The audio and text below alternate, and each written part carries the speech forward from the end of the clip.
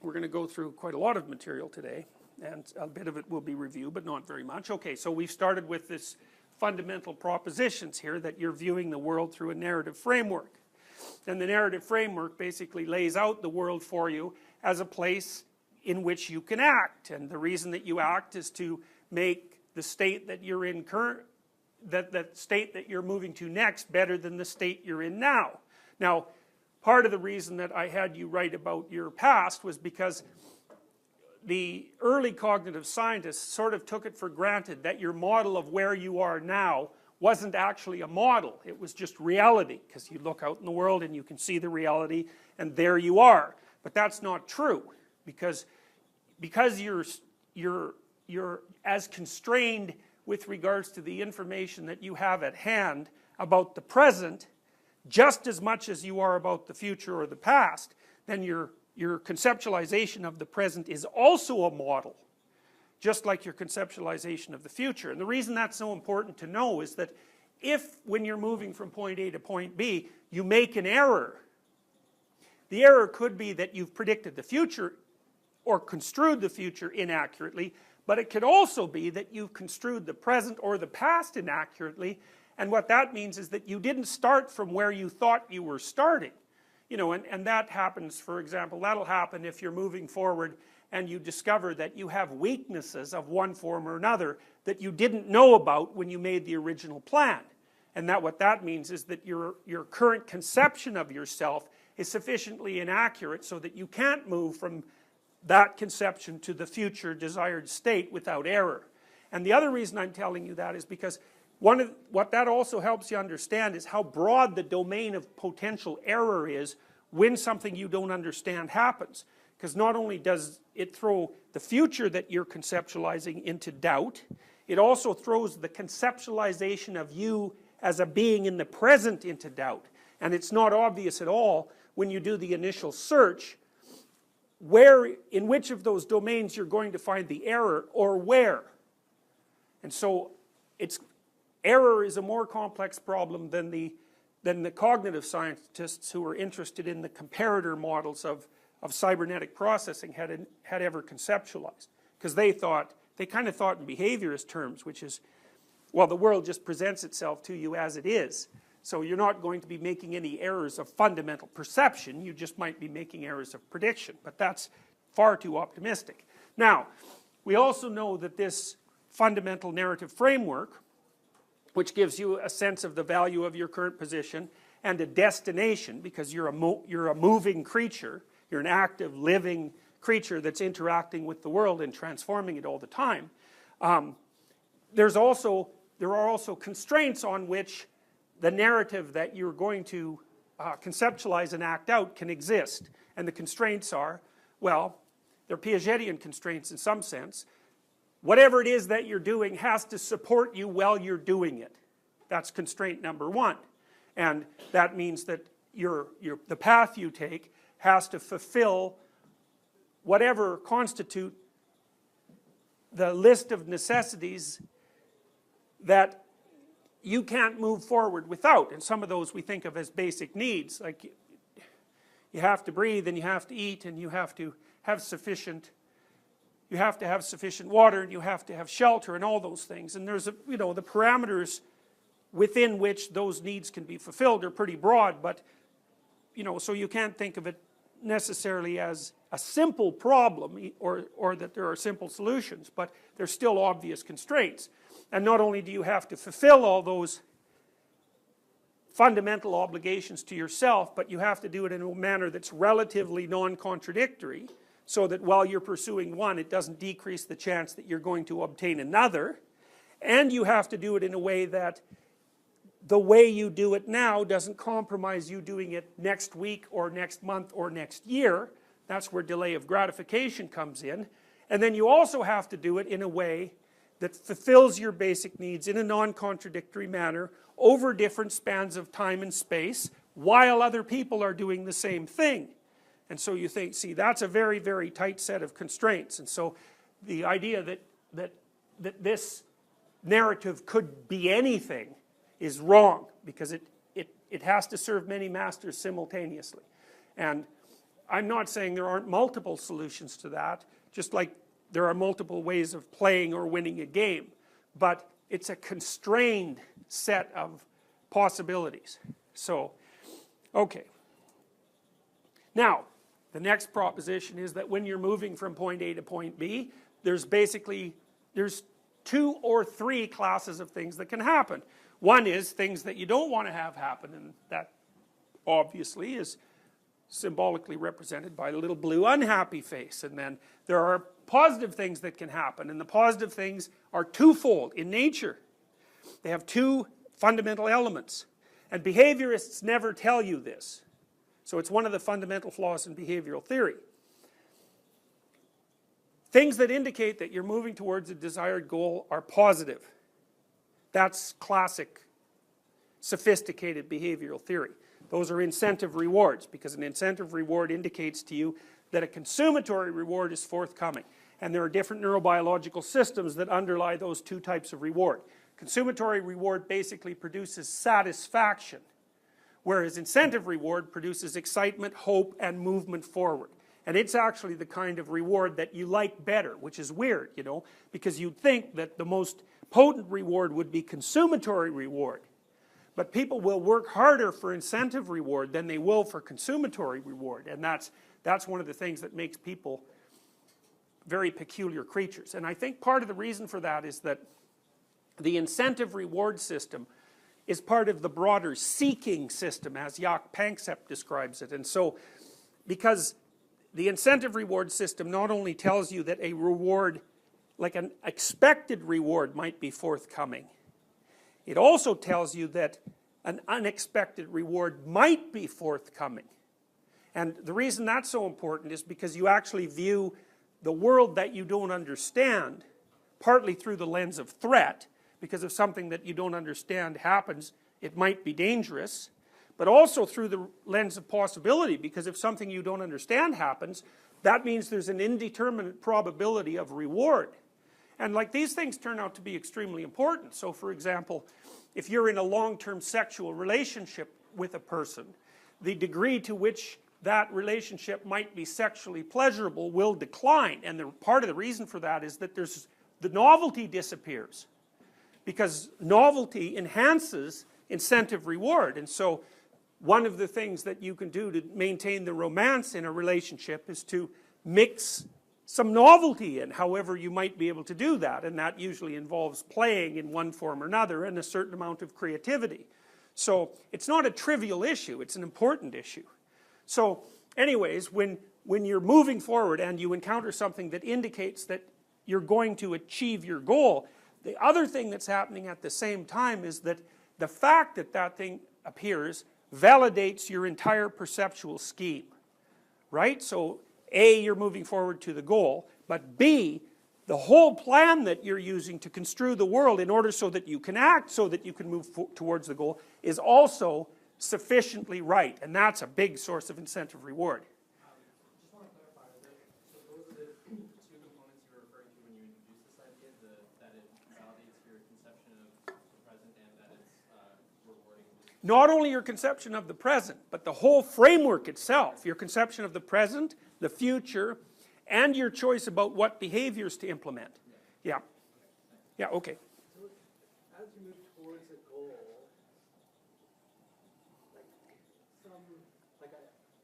I'm imagining you're in maybe an ambivalent relationship and you have children or something. Yeah. You know that your goal is to be in a fulfilling relationship. And so to get from where you are to that superordinate goal, Yeah. it involves going through some down face, smiley faces. So as you move towards your goal, you're not always being... Oh no, definitely not. As you move towards a goal, things you don't want and things you do want might be happening. And like if something you don't want happens, then it depends on the relationship of the thing that didn't happen to your whole goal hierarchy. And the problem is, and that's where we're going to go next, is when the unexpected thing happens, unless it's very simple, which means that it can be modified here and now with very little disruption, then it has an incalculable effect on the integrity of the entire plan. And that's why unexpected things in particular are a class of their own. Now it's complicated, because normally when you're moving towards a goal, if any obstacle appears, it's unexpected. Obviously, because partly what you're trying to do when you lay out a good plan is to make sure that the pathway doesn't have any obstacles in it. So you almost never encounter, just like you never encounter an incentive reward without also encountering a piece of evidence that your plan is good, you never encounter an obstacle without also encountering evidence that your plan is flawed. And then the question is, well, how flawed? And that's the big question, and that's why there's a third category of events that occur as you're laying your plans, as you're laying your plans out in the world and implementing them. And that category is things you didn't expect. So not merely obstacles, but they're things you didn't expect. So now that's what this diagram basically indicates. So as you're moving from the unbearable present, it's unbearable because you want to make it better, which is also something to think about when you're considering why human beings are constantly dissatisfied.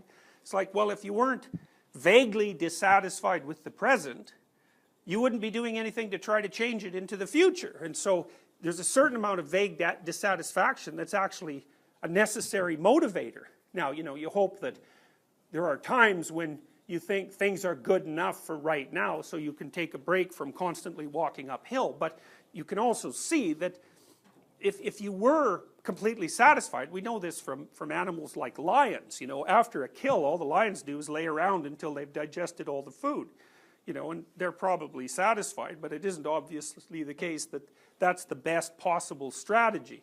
So as you're moving from the unbearable present to the desired future, you can think that positive things happen, so those facilitate your movement forward, and negative things happen, and that interferes with your movement forward. Or you can think differently, which is a slight reconceptualization. You can say that predicted things happen, and that unpredicted things happen. So that's a slightly different shift, right? Because when you talk about unexpected and expected, obviously, you're not referring to something that's only a manifestation in the actual world. It's also a relationship that you have with the thing in the world. Because expected means not only does it happen, but you knew it was going to happen, whereas unexpected means not only does it happen, but you didn't know. So there's a subjective element. And then you could change that another way too, because, and this is, I think, the most accurate way to think about it, which is, it's not expected and unexpected, it's desired and undesired. And the utility in making that transformation is it brings motivation into the picture. You're never only expecting or not expecting. You're wanting and not wanting. Yep. Shouldn't something be expected and undesired? Yes, sort of.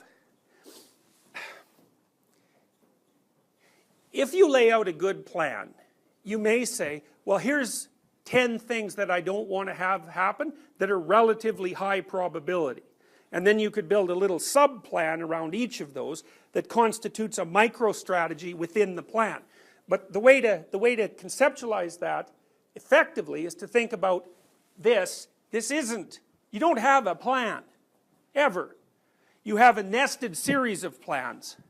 And you're operating at one level of that nested series at a time. Now, if it's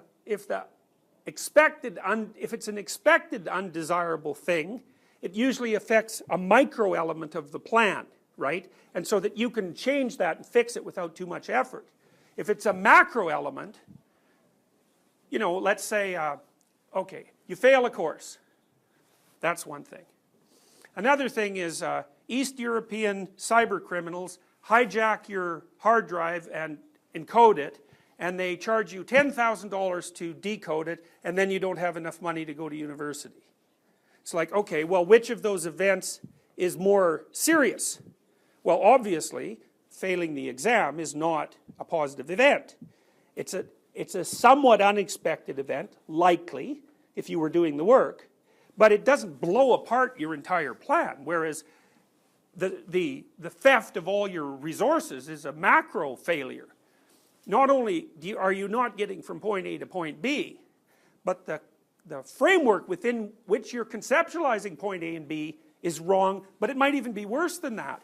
It's a superordinate framework that blows apart 10 or 11 different plans. So it's complicated because things are never only predicted and unpredicted. They're desired and undesired, and then they're desired and undesired to different degrees, and the degree depends on the place in the hierarchy where the unexpected thing is doing the disruption. So, but there's no way of getting towards that level of description without starting off as if you're only implementing one plan at a time. So this is an oversimplification that's necessary before we develop a sophisticated idea of how it is that you're interacting with the world. Okay, so a desired outcome, that's an incentive reward. It makes you hopeful and positive and alert and energetic and willing to move forward. It's what you want. It's what you want. It's a dopaminergic reaction fundamentally. Whereas if something that happens that you don't want, well, that's both threatening, technically, because it indicates that a punishment is likely and you don't necessarily know the magnitude of the punishment, and it's also punishing in and of itself. So that's obviously a category that you don't want to have happen. And the other problem is it's not easy to bind it. You know, so look at it this way. You have a relationship with someone and it's kind of conflict laden. You know, and you think, each time you have a conflict, you think, should I be in this relationship? Well, that's a big problem because you actually don't know. How much conflict should you have before you shouldn't be in a relationship? And the answer to that is, well, you don't know. Now, there's actually some empirical work on the topic, so I can give you a provisional answer, which is quite interesting. So there was a research psychologist a while back who I thought did a brilliant study, and they had couples record positive events just qualitatively. How many positive interactions did you have with your partner during the day versus how many negative interactions? I don't think they quantified the degree to which they were positive and negative. They're just going to assume that across multiple instances that would wash out. And what they found was, it's quite cool, they found that if you had fewer than 5 positive interactions to every negative interaction, the relationship was going to collapse. So now you can start counting and see if that's appropriate to you. But the other thing they found, which I thought was really lovely, was that if you had more than 11 positive interactions to 1 negative interaction, the relationship was also doomed. And so you think, so you understand that, right? Everyone knows that, because if someone's wandering around treating you like a god or a goddess, the first thing you're going to do is be just contemptuous of them and then completely bored. You want the person to harass you a bit, just so that you learn something, that's part of it. So it's also evidence that there's actually someone there that you're interacting with, you know, because if someone just does everything you want all the time, well, I mean, that might sound like an ideal fantasy, but you know perfectly well that if that ever happened, you're just going to get completely tired of that instantly. Plus, there's no life in the relationship, right, which is a big issue. So, yes? There's also two people who are both too afraid to pick a fight with one another. Right, right. It's arguably worse. Right, well, exactly. Well, the other thing, too, is you can be sure that in a relationship where there's no conflict, nothing is being decided, because thought is conflict, even if you do it by yourself. You know, and so if there are 2 of you in a boat and you're trying to decide where you're going in the future, it's not like that's self-evident. There has to be you have to have an opinion, and your partner has to have an opinion, and there's no reason at all to assume that those opinions either will be or should be the same. And then, you know, you hope the relationship is solid enough so that it can withstand the tension of the conflict. One of the things Jung said about marriage, which I thought was, because Jung did a very nice job of trying to understand from a psychological perspective why in the world you should bother being married, which is really a very interesting question. You know, and one of the things he said was that you don't need to tie 2 things together if they'll just stay together of their own accord. So the fact that marriage is a human universal, which it is, indicates that there is enough tension within intimate relationships, centrifugal tension, to blow them apart. And some of that's just because people are different and they clash, but it's also because as you go through life in a single boat, you encounter huge waves and you might get swamped, so it's a big problem. His point was that the marriage vow was necessary because if your response to potential conflict was, I can leave, you can't have the conflict. You can't have the conflict. If on the other hand, you're with someone and you think, there's no bloody way I can get rid of you no matter what I do short of murder, I'm stuck with you for the next 30 years, then we better work this out. And so that makes he thought of that as a container within which a transformation could take place. It was an alchemical motif. And that without that pressure, people weren't going to be sufficiently motivated to really hash out problems. And, you can think of that in whatever way you want, but I thought it was an absolutely brilliant observation. So in light of that, do you think that divorce is too readily considered? I know that's kind of a tangential question, but well, the problem is it doesn't solve any problems usually, because for a variety of reasons. And one is, it's probably you and not your partner anyways, or at least there's a 50-50 chance, and if it's you, you're just going to bring your stupidity to the next relationship and torture someone else to death. So that's a big problem. The next problem is that if you can't work out the bugs in this relationship, why do you think you're going to be able to do it in the next relationship, especially now that you're older and more set in your ways? The third is, well, what about the kids? The fourth is, I don't know if you've ever seen people in a protracted custody battle, but if you want to ruin your life, that's a really good way of doing it, because that'll take you out for about 15 years, and it'll cost you pretty much all your money, and it'll destroy your closest relationships. It'll also make it virtually impossible for you to be happy with the next person that you're with, because they're going to be, burdened by this absolute catastrophe that's surrounding you with regards to how you organize your interrelationships with the people that you love. So generally speaking, I don't think that it usually solves the problem. Now, sometimes it does, but my sense is it's probably introduced more problems than it's solved. So I mean, one of the things you might note, for example, is that the only people who now get married are people who are relatively wealthy. The fact that we've disrupted the structure of marriage as an institution since about 1965, say, what that has meant is that its benefits are now only available to people who are privileged. So you can look up the stats yourself, but if you're middle class and above, the divorce rates haven't moved much since the early 70s. If you're working class and below, it's a complete catastrophe. And what that's meant is that many children who are in rougher socioeconomic straits are being raised by a single person who is absolutely and 100% overwhelmed by their multiple commitments, right? Full-time responsibility for children, and generally in employment in an extraordinarily dismal, low-paying, unstable, and exploitative job. So to me, if you're like you guys are, you're all going to be middle class or above in all likelihood. It's fine for you. It's not going to make a bloody bit of difference, all things considered. But for people who are poor, it's just been a catastrophe. So, okay. So, yes?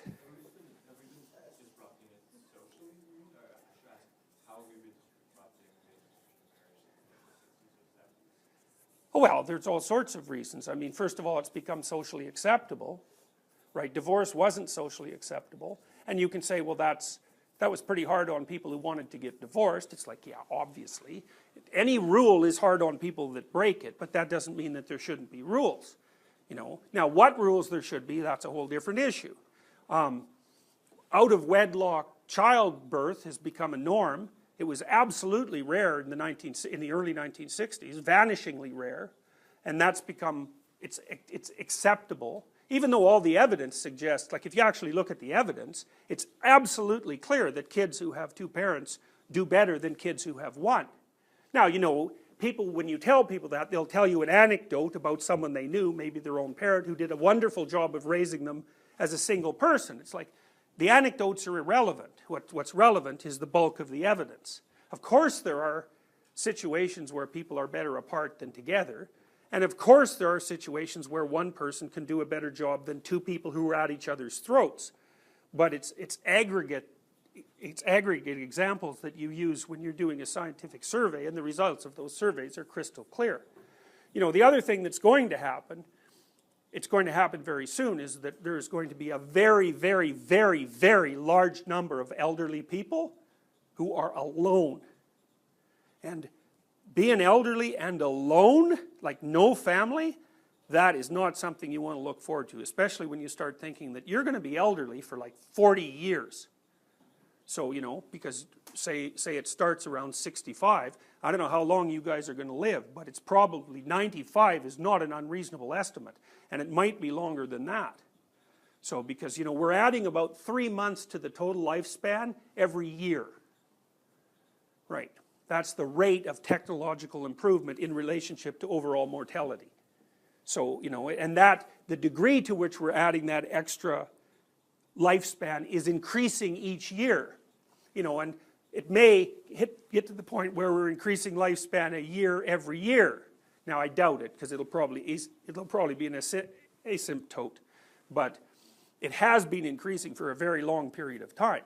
So, you know, it's one thing to think about the maximization of day-to-day freedom when you're between, say, 15 and 40, 45. After that, that's a whole different story. But modern people never think about the last half of their life. You know, so why, I don't know, but maybe they're afraid to or something. But okay, so the other way of looking at it is when you're, so there's lots of ways of conceptualizing what you encounter when you move into the world. So we said, well, you know, there's positive things you encounter, negative things, there's expected things and unexpected things, there's desired things and undesired things. And another way of thinking about it, which is more, in some sense it's more empirical, is that you encounter tools and obstacles, right? And tools move you forward. And tools are a funny thing because they're sort of half objective and half subjective, right? They're a thing, but the thing is defined by their use. But weirdly enough, we tend to define thing by use. You know, and I mentioned this before, so most people when they're thinking about language think that you use words to label things. But it seems much more likely that we use categories as tools to act in the world. And so we don't see things. We see the use of things or the fact that they get in our way. And so you're trying to set up the world so that what surrounds you are entities that you can use to get what you desire and to eliminate obstacles. And in fact, that's what you generally do if you're a good manager, right? A big part of being a good manager is to, first of all, lay out a plan for people that's a hierarchy and where the hierarchical levels don't conflict. And the second thing is you get rid of obstacles for them so that they can come to you and say, well, I can't do this because this is in the way. Your job is to get it out of the way so that they can move forward. So, and it's a very good way of conceptualizing yourself as a manager. So, now, there's obstacles that you understand, and those would correspond to the micro levels of the hierarchy, right? And then there's obstacles that you don't understand, and when they come up, they just blow apart your whole plan. So, now, associated with that, expected, unexpected, desired, undesired, tool, obstacle, is a corollary, which is all the things that you're not conceptualizing as tools or obstacles or as things you don't know, they're irrelevant. And that's a really useful thing to know, because it means that whenever you're looking at the world, it's like the world is a sea of snakes, and you're only concentrating on one snake at a time. But then if you make a mistake dealing with that single snake, what happens is you're neck deep in snakes. Because all of the thing is, when you make a mistake, and this is a critical issue, when you make a mistake and you blow the framework within which you're construing the world, the framework that narrows it for you, what happens is that all the things that you've been ignoring become potentially relevant. And that's overwhelming. And that's partly why your body reacts as if it's under tremendous stress. So, for example, you know how these things work. And again, I think betrayal's the best example. If you have a partner and they betray you, then all the things that you thought were true about them aren't, and all those things you ignored as irrelevant turned out not to be irrelevant at all. So, you know, maybe the person told you on a twice weekly basis that they were too busy studying to spend any time with you. And, you know, you just put that down into the irrelevant zone after some coming to terms with it, and then you find out well, that isn't what they were doing during that time. And then the next question is, well, what else did they tell you that wasn't the way it was? And the answer to that is, could it be anything? It means every single thing about your relationship, past, present, and future, has now been cast into the realm of potential relevance. And almost all the relevance is negative. And that's the descent into chaos. So that's the best way to conceptualize chaos, is because what happens is that your plan is what narrows the world for you and constrains it, makes most of it irrelevant.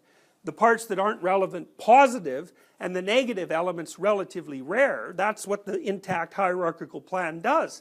If you blow the hierarchical plan, then all your nice little subdivisions are now irrelevant, and every little monster comes up to face you. And that's the descent into the underworld, right? And people do not like that, and no wonder. The reason they don't like that is because it places them in a situation that's so complex that it could easily exceed their resources. You know, and so, for example, one of the things that happens to elderly people sometimes, this isn't precisely a betrayal, is, you know, they've been with someone for 40 years and the person dies. Well, the probability that the partner will die in the following year is much elevated compared to their normal mortality. And part of that is they just, it's not that they're grieving exactly, although they are. What's happened is that one of the fundamental axioms of the structures that they use to encapsulate the world has been blown out, and everything comes crashing down. And so sometimes people just don't have the resources to make it through that. They're just done. You know, they don't know how to pick up the pieces and start again. You know, and at some point maybe, God only knows, at some point maybe that's not what you do. Like, I don't know what you do after you're married 75 years and your partner dies. I mean, maybe you have a party if it's been an absolutely dreadful marriage, but in all likelihood, you know, it's like a stroke that leaves you with only half your body. It's not clear that you can recover from it. So, is it possible that people go insane and have hallucinations from such a breaking of framework? that's a good question, but I would say, I don't think it's exactly from the breaking of the framework. I think what happens is that the framework breaks, and then the person is cast into such a state of physiological shock that the shock actually starts to destroy them. So, like, if I stress you enough for a reasonable length of time, you're going to blow out at your weakest point. And that's a nice way to think about the genetics of pathology, of psychopathology. It's like everybody has a weakest point. You know, it's like if you blow up a balloon enough, then it's going to blow out where it's the weakest. Well, every one of you has a weak point. You know, some of you will have a threshold for that weakness that's lower than others.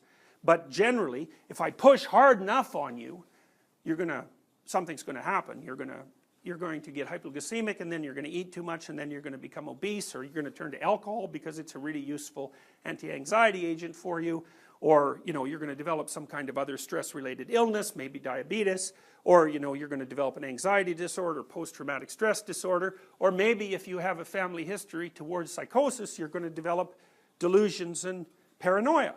It depends fundamentally on exactly where you're most flawed in your psychophysiological makeup. I don't think you can necessarily predict how that's going to happen, although you can sometimes if somebody has a loaded family history. You know, and even with illnesses like schizophrenia, the standard models are always stress, diathesis. There's a pre-existent vulnerability which will not necessarily manifest itself unless the person is put under pressure. You know, and it's interesting to think, we tend to think about stress in some sense as a psychological phenomena, but it's not really a psychological phenomena often, even though it is related to the way in which you construe the world. The complexity of the world is what stresses people. That isn't psychological, because the world is complex. The psychological element is, well, is your toolkit generally adequate to deal with that complexity? And some of that has to do with subjective factors, you know, and some of it has to do with familial and social factors. So, okay, so I've construed anomaly as normal or revolutionary using Thomas Kuhn's terms. And a normal bit of anomaly is one that you can deal with without blowing the framework within which you're working.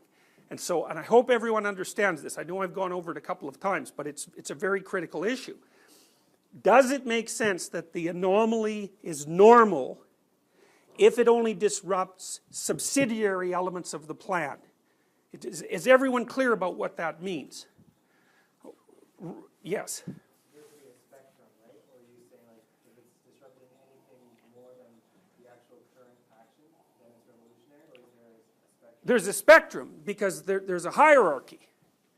And we'll look at the hierarchy again, but the idea is that the stress of the anomaly is proportionate to its position in the hierarchy of plans. The most stressful anomaly blows out your top level plan. That's a near-death experience. It means everything that you hold, that would be what would happen if the economy collapsed and your family was killed in a car accident and your partner left you on the same day. It would be something like that. It's like the bottom drops out of absolutely everything. You know, and that does happen to people now and then. And we know what happens to people in situations like that, depending on their level of resiliency, because that is another issue. But one of the most common precipitants of severe depression is unemployment. You know, and you might say, well, is that psychological? It's like, no, I would say, not really. There's a psychological element in that you might not be as well prepared for a bout of unemployment as you could conceivably be. But if I have someone as a client who's depressed and unemployed, what I try to do is treat the unemployment, not the depression, because what the hell are they going to do? You know, how can you not be depressed when you're looking at a world of narrowing opportunities followed by losing your house and ending up on the street? It's like it's not exactly a psychological problem.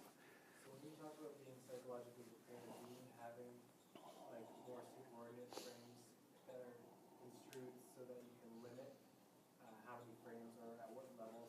Yeah, well, I mean, one of the things is it's like being able to move on your feet. So let's say you want to have the first question is, can you have a meaningful life, right? Because we're going to start from the proposition that unvarnished life is very dismal and dreadful, right? So if you're not prepared for it, it'll just grind you up, and that will be very painful.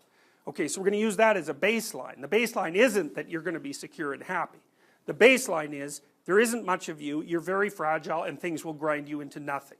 That's a Buddhist stance, right? Because the Buddhists say, first dictum of Buddhism is life is suffering. The first dictum isn't that life is happy. So the Buddhists basically say chaos is the normative condition. Okay, so fine. So how do you do that? How do you deal with that? It's not how you fight against it or defend against it. I don't think those are appropriate conceptualizations. It's not positive illusions, it's not defense mechanisms, it's none of that, although you may also use that. What it is, do you have an intimate relationship that works? Do you have a family that's networked well together and strong?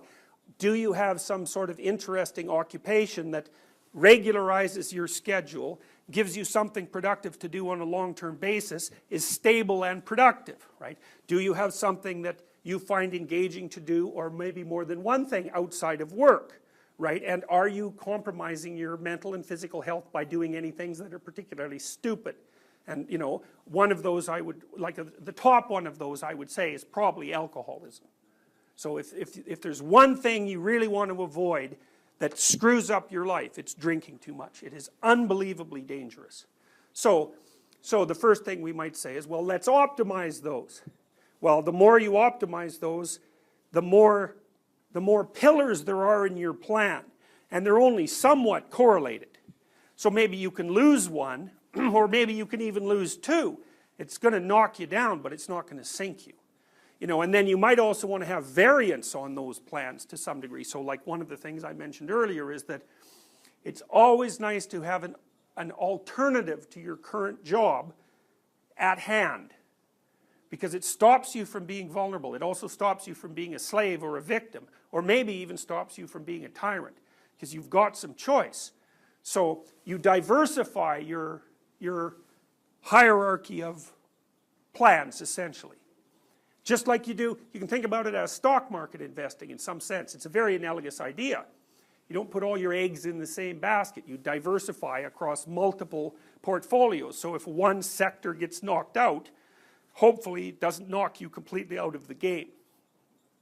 And that's partly what I guide you through in the future authoring program too, because it asks you to consider what I think are the main 6 dimensions of your life.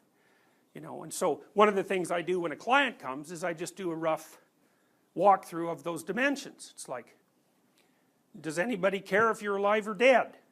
So do you have any friends? Do you have anybody that loves you? Do you have an intimate relationship? How are things going with your family?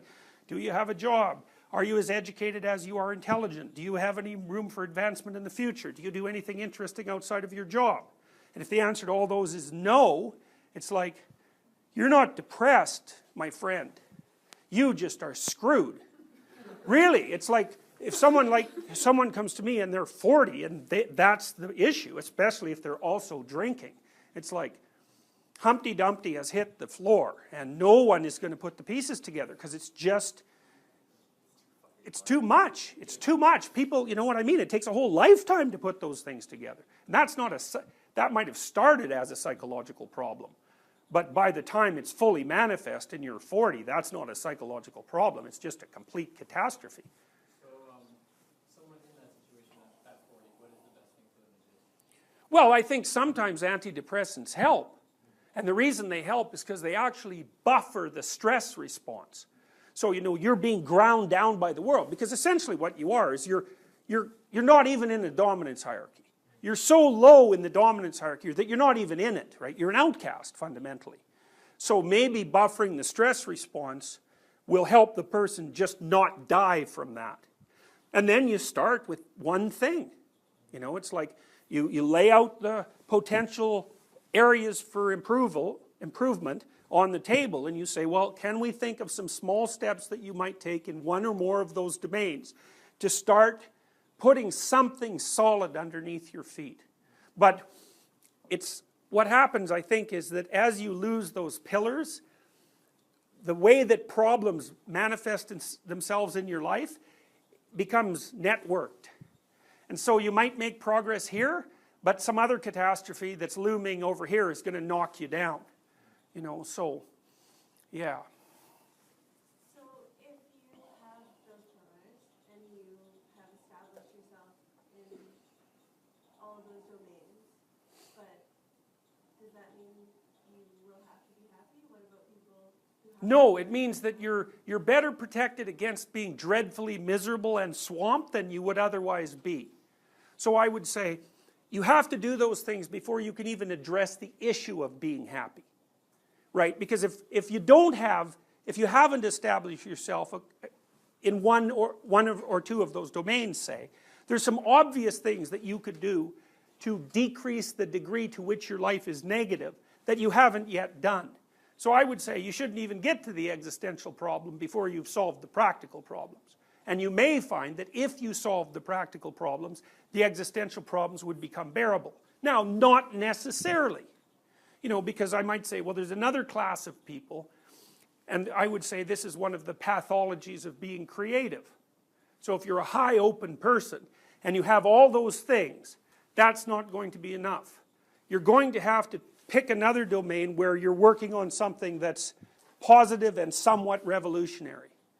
Because, like, the creative impulse is, for someone who's open, we know it's a fundamental personality dimension, and I have clients who are very high in openness and others who aren't. And if the ones who are high in openness aren't doing something creative, then they're like dead sticks. They can't live properly. So that, and I think those are the people, for example, who benefit particularly from depth psychological approaches, especially Jungian approaches. I think that all of Jung's clients were high in openness.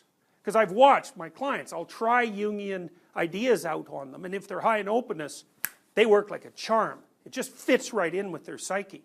But if they're conservative people, fundamentally conservative people, low in openness and high in conscientiousness, it just doesn't click.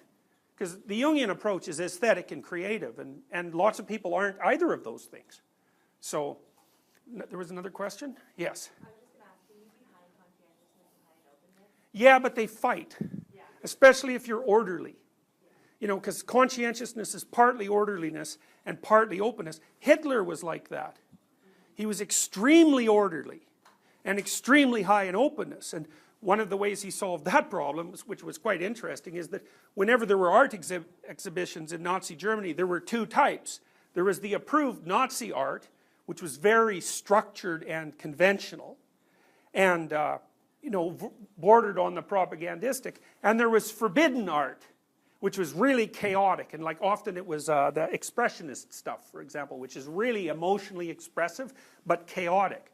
And Hitler would have both exhibitions going on at the same time, and one of them would be forbidden and the other would be approved, you know. So, but the problem with orderliness is that you want everything to be in its category, and no wonder.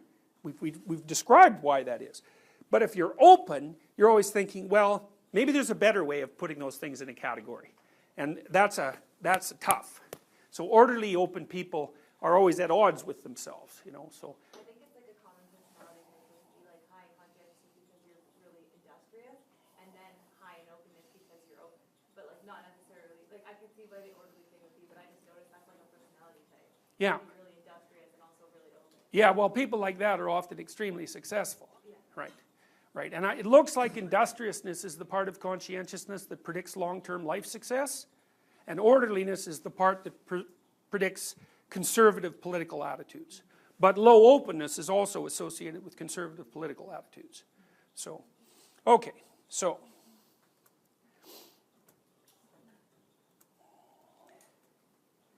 Okay, so the descent into the underworld, that is basically what occurs. It can occur at any level of your plan, right? From the macro levels to the micro levels. And what happens is that it's a descent into chaos if the unexpected thing is big enough to invalidate the framework that you're using to deal with the world at that moment. Got it? And then the degree to which you feel negative emotion is proportionate to the importance of that plan to the organization of your perception and action. So you could think about it as you could think about what you bring to bear on the world. It's almost like, you can think about it as how Google Maps manages it. You know how you can take Google Maps, and obviously it's a cybernetic intelligence, right? The whole GPS search process, because you say, I'm here, and I'm going there, and then it maps a route out for you, and if you go off route, it goes through a little period of chaos, and then it finds another route. And so it's really an intelligent system. But you notice that Google Maps is scalable. So you can look at, probably if you're going from here to Mississauga, using a map of Canada is the wrong map, right? You want to scale the thing down until you hit the level of resolution that best represents the situation so that you can move to where you want to go. You can scale up and down in it. And so, finding out that the entire country has been destroyed by nuclear bombs is going to be a much bigger catastrophe in relationship to your plan than finding out that there's a few obstacles in the street on your way to Mississauga that haven't been marked on the map. And so anyways, you're going to be much more upset when the entire superordinate, the low resolution plans are disrupted than when the high resolution plans are disrupted. And that's partly how your mind, part of the problem we're trying to solve here is how upset should you be when something you don't want happens? And the answer to that is, that's virtually impossible to compute. But then the problem is, you have to compute it, because if you don't, you'll burn yourself out with stress and worry. And that's not psychological, that'll just kill you, because it's actually a psychophysiologically damaging process. So you have to constrain it. And so here's some of the ways that you constrain it. One, you're born with a baseline level of neuroticism. So if you're higher in neuroticism, you're going to think that smaller things are more catastrophic than someone who's lower in neuroticism. And you might say, well, who's right? And the answer is, it depends completely on the situation, and it's random. It's fundamentally random, and that's why there's a normal distribution. On average, we would say, the typical person is matched to the typical environment, but sometimes the terrified people are going to be right, and sometimes the people that you can't bother no matter what you do are going to be right. Okay, so that's one, it's a crapshoot. The second is, where are you in a dominance hierarchy? Because one of the things your brain is trying to understand is, How should you regard yourself as an active and competent organism when you're facing problems that you can't compute? And the answer to that is, we're not going to solve that. We're going to distribute the problem into the social network, and we're going to let everyone else solve it. And so if you rise up in the dominance hierarchy, your brain reacts as if the dominance hierarchy structure, which is composed of many, many brains, has run its computations and decided that you're pretty damn competent. And so the way your brain responds to that is it cranks up your serotonin production and it decreases your neuroticism. And it's perfectly reasonable computation because A, if everybody says you're competent enough so that you're going to get more rewarded for your competence than other people are. And that's going to make you more secure in your job. It's going to make you more desirable and in demand among other people. And that's going to give you access to resources you wouldn't otherwise have. So, and then there's a correlated element to that, which is sort of your level of self-esteem, although that's very much associated with neuroticism. People with high self-esteem generally have low levels of negative emotion. It's not clear that those are separable phenomena. All right, what time is it? 2:45. All right, well, let's stop for 10 minutes, okay? And let's stop for 10 minutes.